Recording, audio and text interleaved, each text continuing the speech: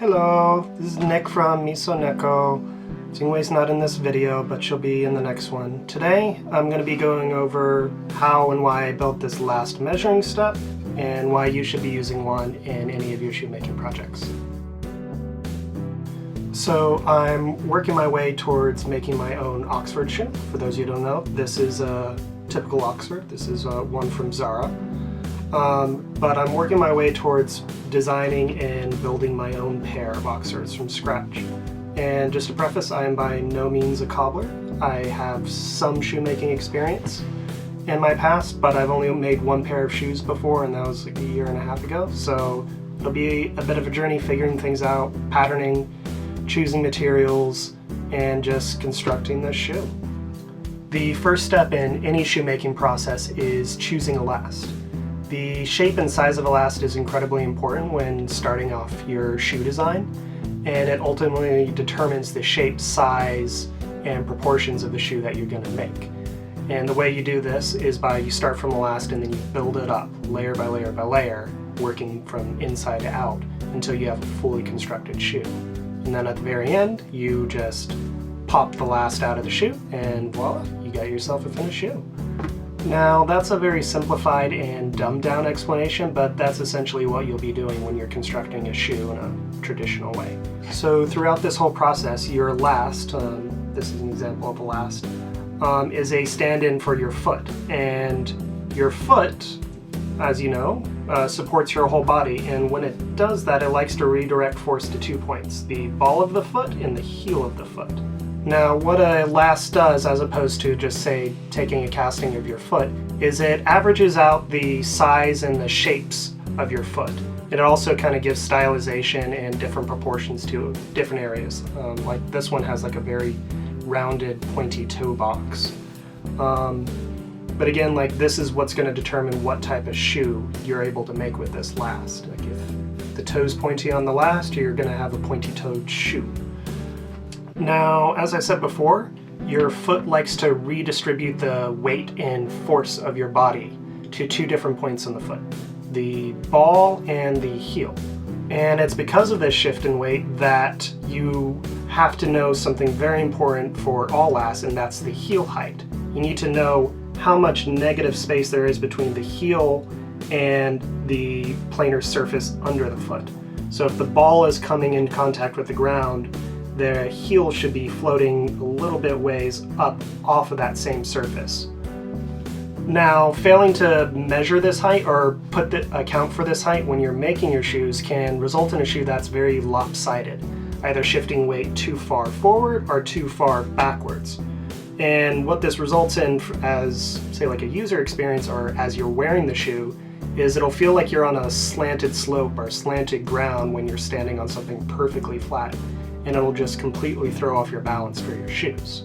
Now, unfortunately, it's not always very obvious what the given heel height is for any particular last, because it changes from last to last, whether you're using something mass-produced like these plastic lasts that I have here, or something handmade out of like wood, or if you got a model off the internet and 3D printed it.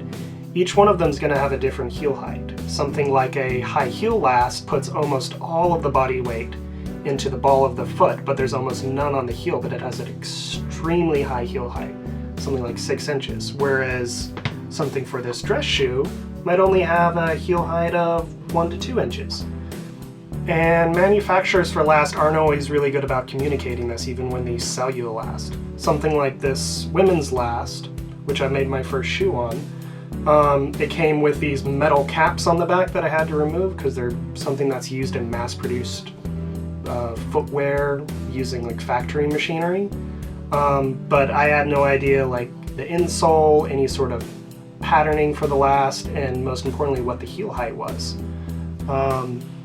Something like this, again, this like larger men's dress shoe style last actually came with something very helpful, which was these insole patterns, which is what the manufacturer thinks the size and shape of the insoles will be, because that's again something you have to kind of guess when patterning out your shoe, and usually it's through trial and error that you make patterns for these shoes. But the heel height, again, is just something you have to figure out on your own. So how you would normally measure heel height, at least according to what I was taught briefly in school, is you'd take your last, you try to find a planar surface like this mostly plain block of wood, and you would take one of your fingers, stick it under the toe, and press it down, because you want to have kind of the toe lift up so that when you're walking, the ball of the foot just kind of rolls off the ground. And then you can see there's a little bit of a gap here under the heel.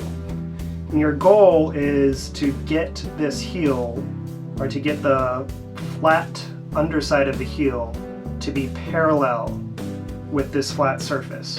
And then you take this measuring tool and you measure it, and you kind of try and do your best to get an accurate measurement with it, which is very difficult, particularly because also like every part of this last is curvy, is shaped. There's not really a right angle anywhere on it to get a very precise measurement.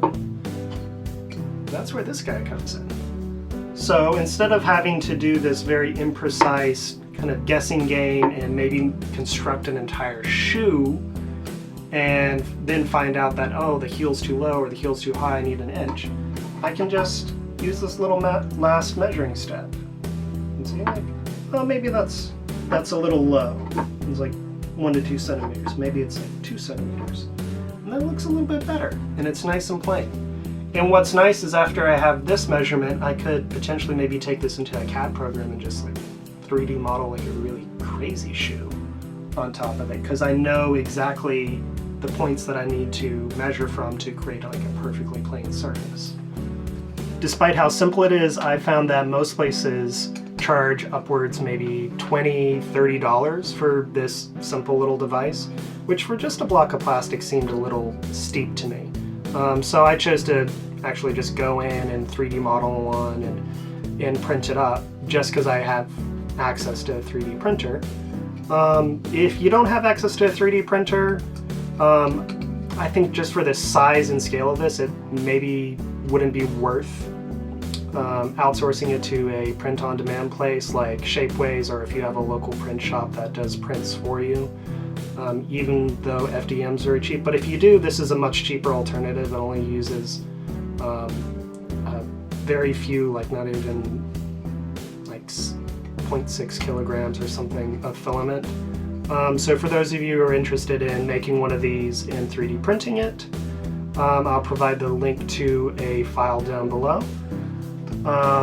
You will notice I did miss one crucial step when modeling this, and that's there's no numbers on the side.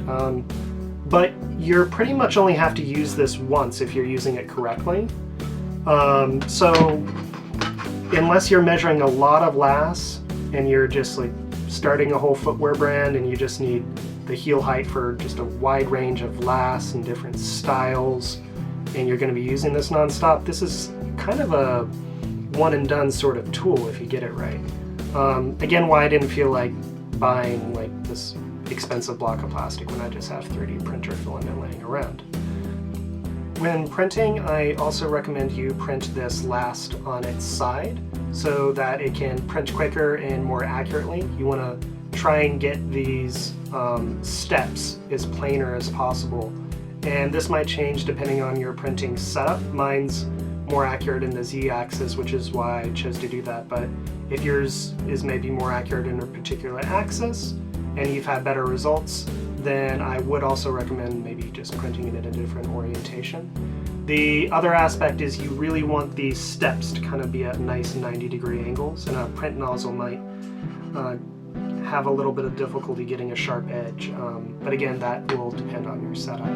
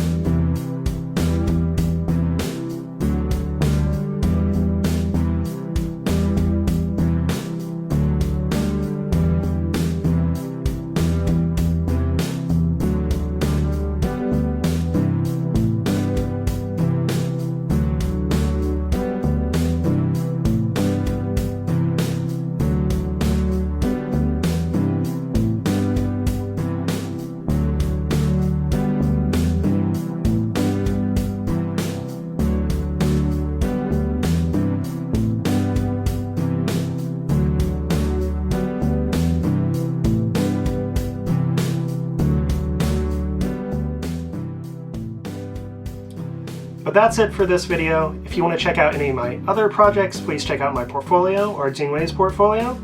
And yeah, that's heel height measuring steps and why you should be using one and why it's such a handy tool and saves you a lot of frustration down the line.